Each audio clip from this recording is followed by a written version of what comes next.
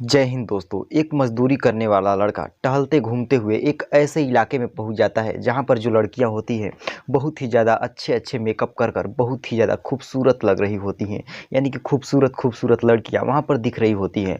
इसके बाद जो लड़का होता है वह धीरे धीरे सीढ़ी चढ़ के जैसे ही ऊपर पहुँचता है तो वहाँ पर न जाने कितनी लड़कियाँ एकदम बहुत ही खूबसूरत खूबसूरत होती हैं। इसके बाद उसके पास जो चुनने का मौका होता है कि किसी भी लड़की को पसंद करो और वहाँ से लेकर चले जाओ। इसके बाद दोस्तों जब बारी बारी से वह लड़कियों को चुन रहा होता है, जब वह एक लड़की को देखता है तो देखने के बाद वह बहुत ही ज़्यादा घबरा जाता है। यानी कि बहुत ही ज़्यादा सोचने पर मजबूर हो जाता है। इसके बाद वह उस लड़की को चुनता है और उसके साथ रूम में चला जाता है। रूम में जाने के बाद जो लड़की होती है वह लड़की उसकी बहन होती है।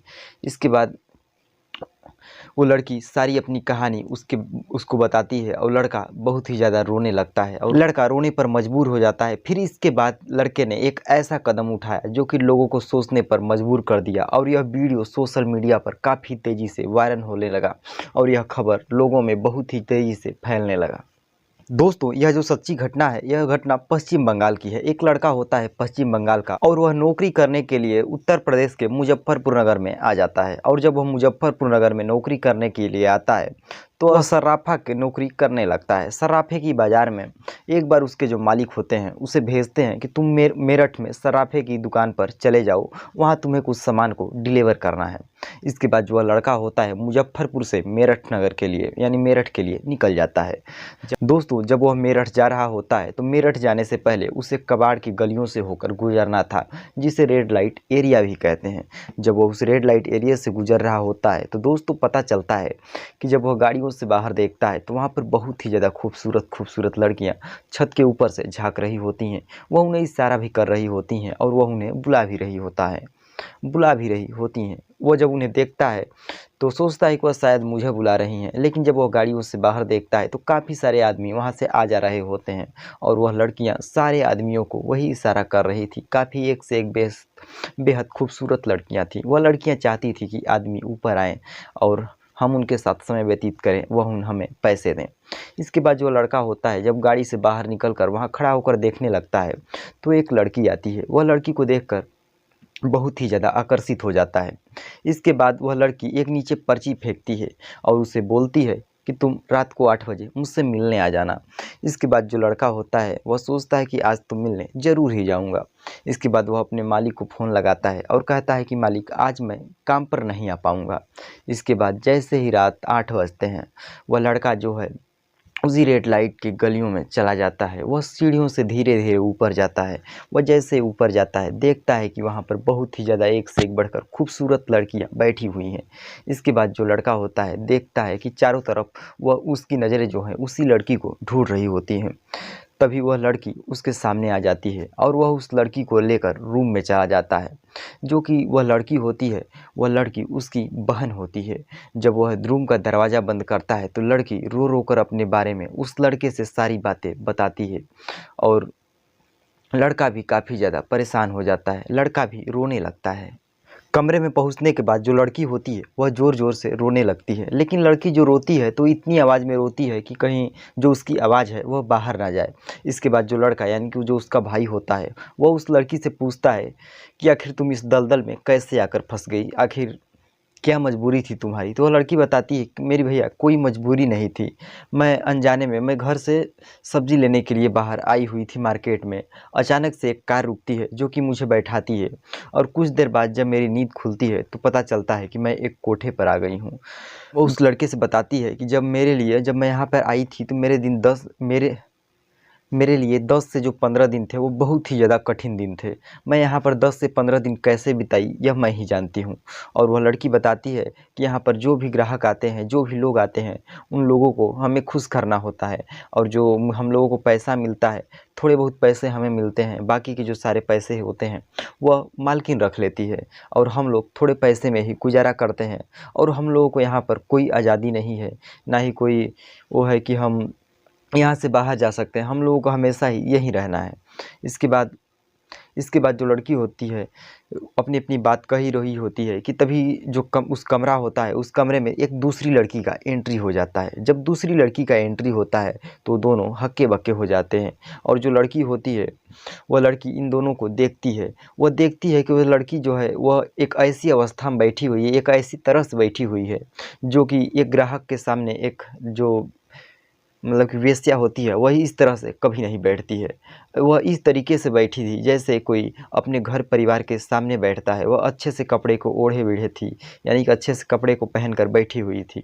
इसके बाद जो लड़की होती है वह कहती जो यानी कि जो नई लड़की उस रूम में आई हुई थी वह सोचती है कि ज़रूर कुछ ना कुछ गड़बड़ है, और वह उन दोनों से कह देती है कि मैं तुम्हारे बारे में ऐसी कुछ तो नहीं जानती, लेकिन कुछ तो गड़बड़ है। अगर तुम दोनों ने मुझे नहीं बताया तो मैं जाकर मैडम को बता दूंगी, और वह मैडम इसको बहुत ही ज़्यादा मारेगी पीटेगी।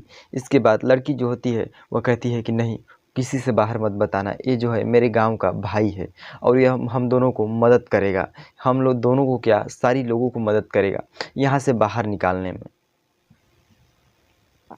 दोस्तों इसके बाद जो लड़का होता है वह उस कोठे पर से चुपचाप वहाँ से चला जाता है। और जब वह कोठे पर से वहाँ से चला जाता है तो जहाँ पर वो काम करता था वहाँ पर एक नौकर रहता है। वह उस नौकर से जाकर सारी बातें बताता है कि भैया मेरे गांव की एक लड़की है जो बहन लगती है, वह यहीं पर आकर फंस गई हुई है। वह कई ज़्यादा ग्राहकों की शिकार बन चुकी है। क्या आप मेरी मदद करेंगे? क्या हम लोग किसी तरह से उन लोगों को यहाँ से निकाल सकते हैं? तो बोलता है कि हाँ, हम लोग कोशिश करेंगे तो निकाल ज़रूर सकते हैं। इसके बाद वह दोनों मिलकर पुलिस स्टेशन जाते हैं। वहाँ पर एक टीम गठन की जाती है। वो लोग एफआईआर करते हैं। इसके बाद टीम का गठन किया जाता है और जो और और जो एंटी ह्यूमन सेफ्टी विभाग के जो होते हैं, यानी कि जो ह्यूमन राइट के लिए विभाग होता है, उस पे मुकदमा चलाया जाता है और वहाँ पे रेड डाली जाती है। जब रेड डाली जाती है तो वहाँ पे जितनी सारी लड़कियाँ होती हैं उन सभी को आज़ाद कर दिया जाता है, छोड़ दिया जाता है। इसके बाद जो वह लड़की होती है वह अपने घर जाना चाहती थी। तो इसके बाद जो वह लड़का होता है वह लड़का अपने घर पे फ़ोन करता है, अपने गांव में बताता है कि वह लड़की यहाँ पर है, आओ इसे लेकर चले जाओ। इसके बाद उसके गांव वाले लेकर चले जाते हैं। और जब सारी लड़कियां वहाँ से छूट रही थी दोस्तों, वहाँ पे पत्रकार भी आए हुए थे। और जब वहाँ पे एक पत्रकार आए हुए थे तो उस पत्रकार को उन्हीं में से एक लड़की अपनी कुछ ऐसी कहानी बयां करती है जिन्हें सुनने के बाद आप भी सोचने पर मजबूर हो जाएंगे। आखिर उस लड़की ने उस पत्रकार से उस जो वहाँ पर कोठा था उस कोठे की क्या कहानी बयां की थी, चलिए जानने की कोशिश करते हैं। और दोस्तों वह जो दूसरी लड़की होती है, जब वह पत्रकार महोदया को अपनी कहानी बताना शुरू करती है तो वह बताती है कि वो दो सहेलियां होती है। दोनों सहेलियां मार्केट में सब्जी लेने के लिए या कुछ मार्केट करने के लिए आई हुई थी। जब उन्हें घर जाना पड़ा तो जो पहली सहेली होती है वो बहुत ही जल्दी गाड़ी पकड़कर चली गई थी, लेकिन ये जो दूसरी लड़की थी वह गाड़ी पकड़ रही थी, लेकिन उसे अपने गांव की गाड़ी नहीं मिली तो वह किसी दूसरे गाड़ी पर बैठ जाती है और वो गाड़ी वाला ले जाकर किसी ऐसे स्थान पर छोड़ देता है जो कि उसके घर से, यानी उसके घर वाले रोड से काफ़ी दूर पर ले जाकर छोड़ता है। जब वह काफ़ी दूर पर छोड़ देता है सुनसान जगह पर, तो धीरे धीरे रात हो चुकी थी। रात के टाइम वह पैदल ही चलने लगती है। पैदल चलते चलते एक आदमी आकर उससे मिलता है और वह जो वहाँ का स्थान था लगभग जंगल आ चुका था। और जब वह लड़का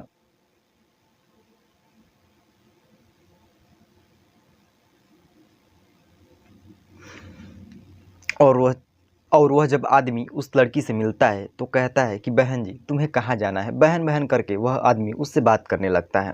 जब वह बहन बहन करके बात करने लगता है तो यह लड़की भी उस पर विश्वास कर लेती है। जब यह लड़की उस पर विश्वास कर लेती है तो विश्वास करने के बाद वह आदमी भी आखिरकार उसके साथ विश्वासघात ही कर देता है। वह उसे कुछ खाने के लिए ऐसी मीठी चीज़ें देता है।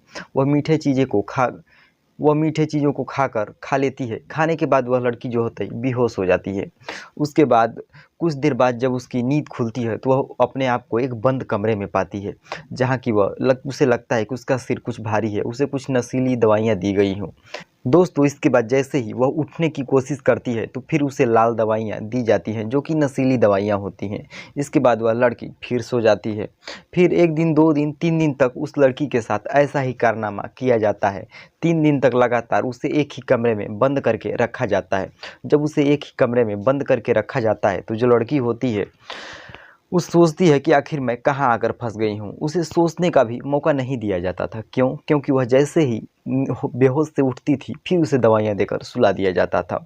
उस लड़की को, वह लड़की जो होती है वो बांग्लादेश की थी। वह उस बांग्लादेश से सीधे उसे उठाकर जो है इंडिया में ला दिया गया था, वो भी बिना वीज़ा पासपोर्ट के किसी माध्यम से वो लोग लाए होंगे। इसके बाद जो लड़की होती है उसे पश्चिम बंगाल में लाकर रखा गया था। इसके बाद पश्चिम बंगाल से 3 दिन बाद सीधे उसे भेज दिया जाता है महाराष्ट्र, मुंबई में। जब वह मुंबई में आती है तो लगभग 15 दिन तक वह जो वहाँ का, उसे रेड लाइट एरिया में लिया जाता है, कोठे पर रखा जाता है। तो 15 दिन तक वह यह सब झेल नहीं पाती है। काफ़ी ज़्यादा आदमी आते हैं और ज़्यादा उस जो लड़की होती है वो बहुत ही खूबसूरत होती है, तो उससे मिलने की कोशिश करते हैं, लेकिन वो भी नई नई आई थी, तो वह इन सब बातों को, इन सब जो माहौल था उसको झेल नहीं पा रही थी। जो इतने आदमी उससे मिलना चाहते थे वह उन लोगों से मिल नहीं पा रही थी।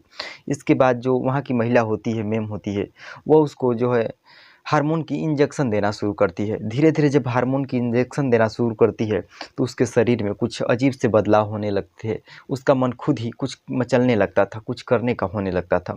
धीरे धीरे उसको इंजेक्शन डेली दिया जाता था और धीरे धीरे जो हार्मोन का इंजेक्शन देते देते उसे आदमियों की लत लग गई। वह आदमियों को ख़ास तौर से खुद ही वह अपने पास बुलाने लगी। जितने भी आदमी आते थे वह उस आदमियों के साथ वक्त गुजारने लगी। धीरे धीरे करके यहाँ पर जो उसका वक्त था वह लगभग 3 महीने का गुजर चुका था। दोस्तों इसके बाद उस लड़की को दिल्ली की तरफ भेज दिया जाता है। जब वह लड़की दिल्ली में आती है तो यहाँ भी उसे 6 महीने गुजारने पड़ते हैं।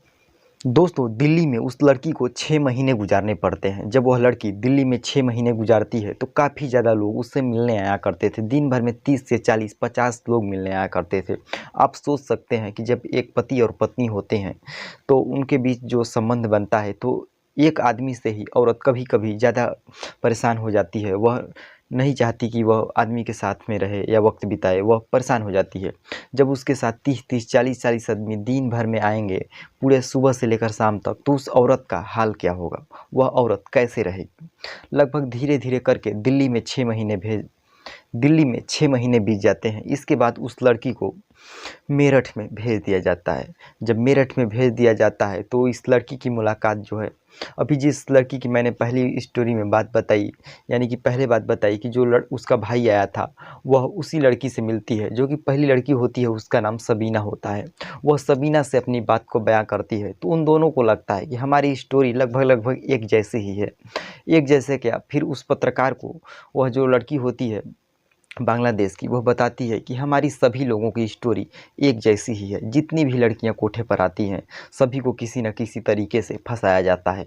वह बाहर के जो लोग हैं वह बहुत ही ज़्यादा चिकने, बहुत ही ज़्यादा मीठे बोलते हैं और मीठे बोलकर फंसा लेते हैं और किसी ऐसी नर्क में लाकर झोंक देते हैं जहाँ से निकलना बहुत ही ज़्यादा मुश्किल होता है।